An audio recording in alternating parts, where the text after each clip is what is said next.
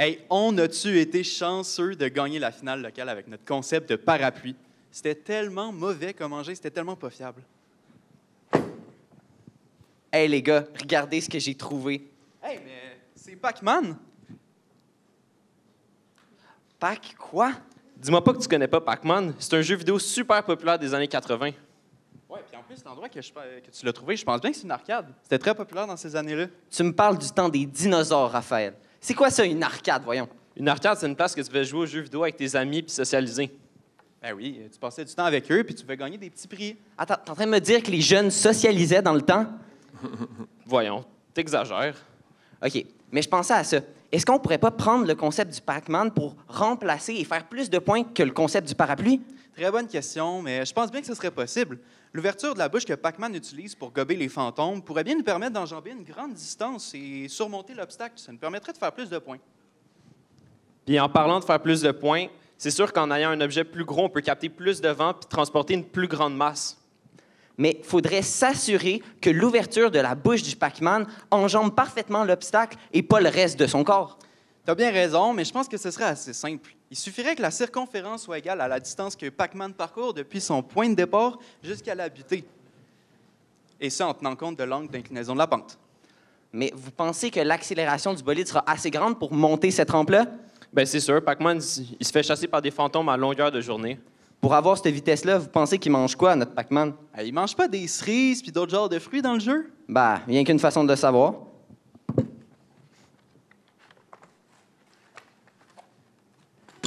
De la soupe aux tomates, je m'attendais pas à celle-là. Bah, ça fonctionne. J'imagine qu'on y va avec cette formule gagnante-là. Oui. Belle présentation, les gars. Alors, on a un concept de roue un peu comme hier.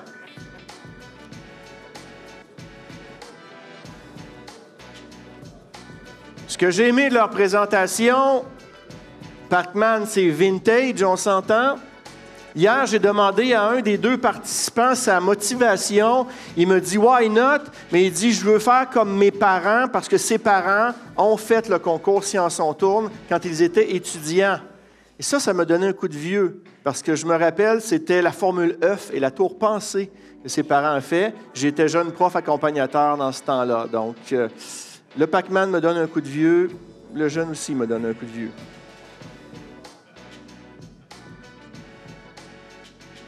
Alors, on a quelque chose quand même d'assez massif. Là. Il y a des points qui vont pouvoir être allés chercher.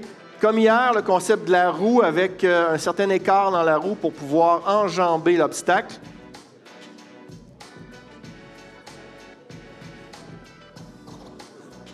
C'est le concept hier qui avait fonctionné pour l'équipe gagnante amateur d'ailleurs.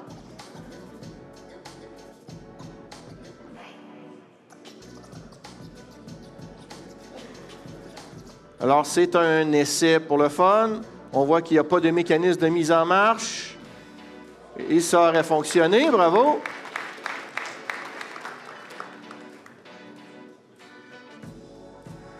Donc, préparation assez simple. Beau bolide.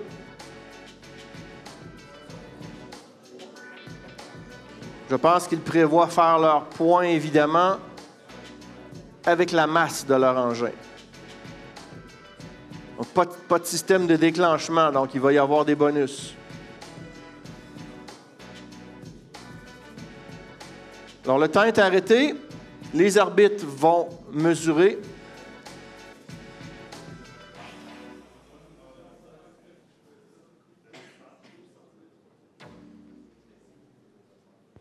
On essaie ici une distance de 12 cm, pas d'action de mise en marche, puis la rampe, la zone de départ au niveau du sol.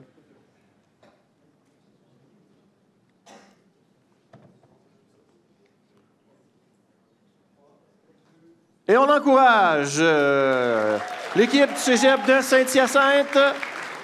Ça décolle, ça décolle, ça décolle. Est-ce que ça va? Oui! Alors, on a une vérification à faire ici. On va vérifier avec la reprise vidéo, mais on a l'impression que peut-être que le Pac-Man a touché dans la zone interdite avant de traverser de l'autre côté. On vous revient dans les prochaines minutes. Donc, il ne faut pas, évidemment, qu'une partie de la bouche du Pac-Man touche à la zone.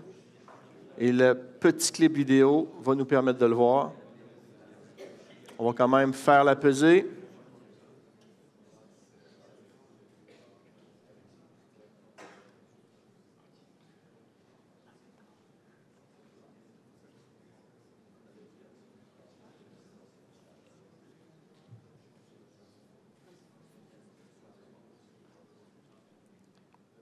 On est tous fébriles.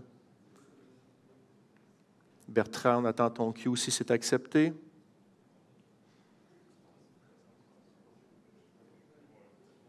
Alors, est-ce que c'est réussi? L'essai est valide. L'essai est valide, bravo!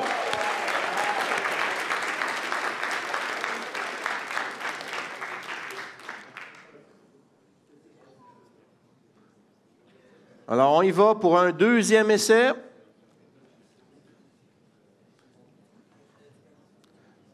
Donc, ils vont peut-être tasser de 1 cm, ne serait-ce que pour aller ramasser quelques points de plus. Donc, ils sont, je pense, sur la limite de la conception de leur machine.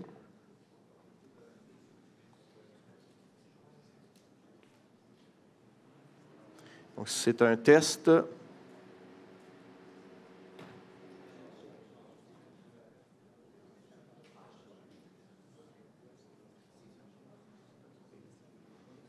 Donc, je pense que ça peut toucher à la barre, mais si elle reste sur ses pieds, c'est correct.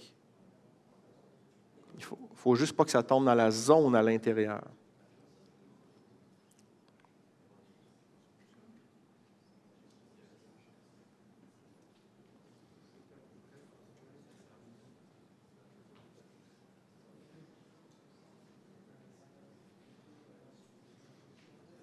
Donc, par rapport à l'essai de tout à l'heure, on essaie peut-être de gagner 1 ou 2 cm pour aller chercher plus de points.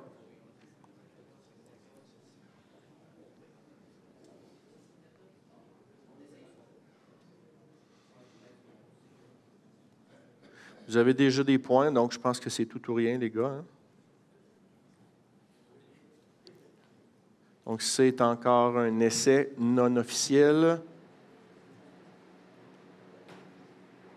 qui aurait fonctionné, je crois. Il reste 3 minutes.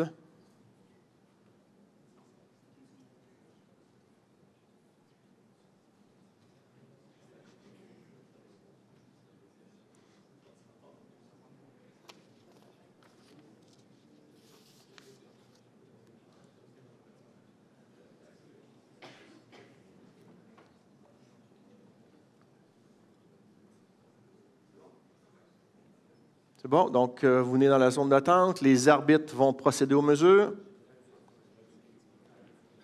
13 cm, donc la première était à 11, je pense.